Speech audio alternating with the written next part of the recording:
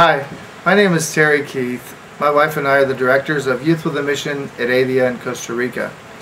Youth with a Mission Heredia started in 1990.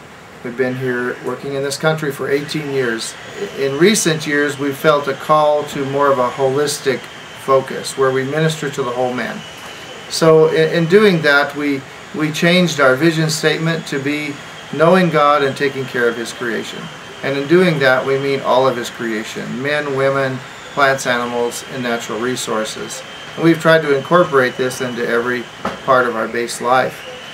The other focus that we've developed is a focus to unreached people groups. And many mission organizations are doing this, but we've targeted a couple areas. Obviously, you can't reach everybody, so we've decided to put our attention on East Africa, the countries of Kenya, Tanzania, and Uganda, and the Middle East, primarily the Palestinians and the Damari Gypsies, which, by the way, are an unreached people group in Israel. There's over 10,000 Damari Gypsies who are not really wanted by Arabs or by Jews that have no Christian witness among them. So we've sent a lot of our teams to these areas, and we're focusing on ministering in these different parts of the world. But one of the huge situations that we encounter as we go to some of these places is just the lack of basic necessities. You know, there's over 2 billion people in the world that have not heard the gospel yet. And many of us are trying to reach those people with the gospel, with Bibles, with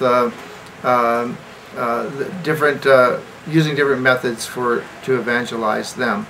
But they also, among that group, over half of them live in extreme poverty. And these people live on less than $1 a day. And they don't have really basic things like that you and I take for granted. They don't have clean water, they don't have nutritious food, and they don't have health care. And the U of N finds that of all the countries in the world, that each one does have the resources to sustain itself, but yet 54 countries do not. And the other statistic that really struck us is that of this group of people that lives in extreme poverty, 56% of them are farmers. Now, my wife and I have a farming and ranching background, and I asked the question, if they're farmers, why are they starving? And as you travel to these places in the developing world, and you get to know these people and the situation in which they live, you realize that they either do not know how to use the resources they have, or they've misused these resources and they no longer produce nutritious crops. The Bible says in Hosea 4:6, it says, "My people perish for lack of knowledge." And so what we're trying to do is, when we go to these places, is really three things.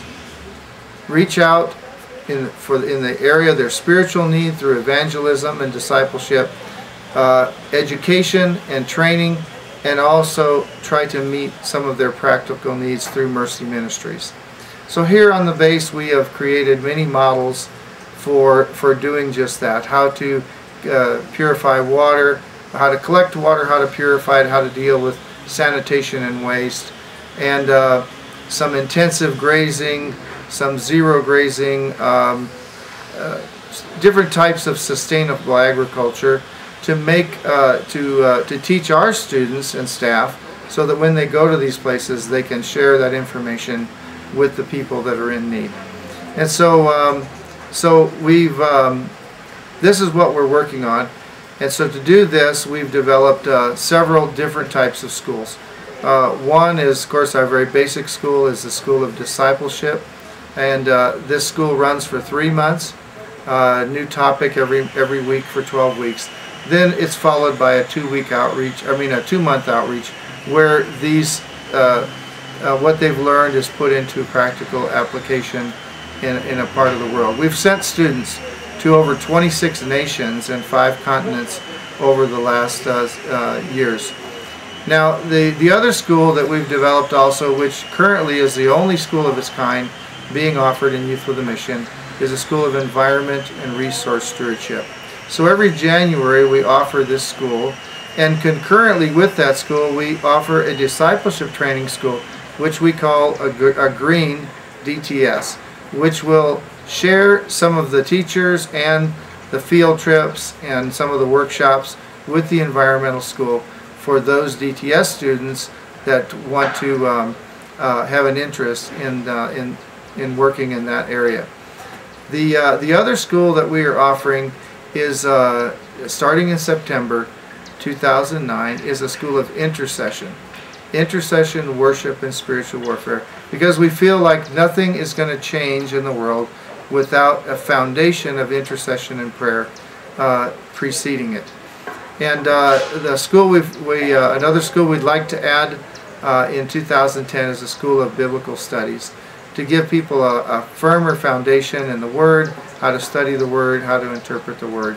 So this is where we're headed. We have 15 committed staff at this time, and there's so much more to do and just not enough people to do it. We do have some local ministries because we believe that not only are we charged to reach out and reach the lost, but we also have to reach our Jerusalem, or those around us. And so we have a couple local ministries that address problems with issues with children, with young women in crisis because of pregnancy, soccer ministries, feeding programs, and many other ministries that we do locally in our area. So I'd just like to encourage you and to challenge you to pray, to give, and to come and help. We would love to have you.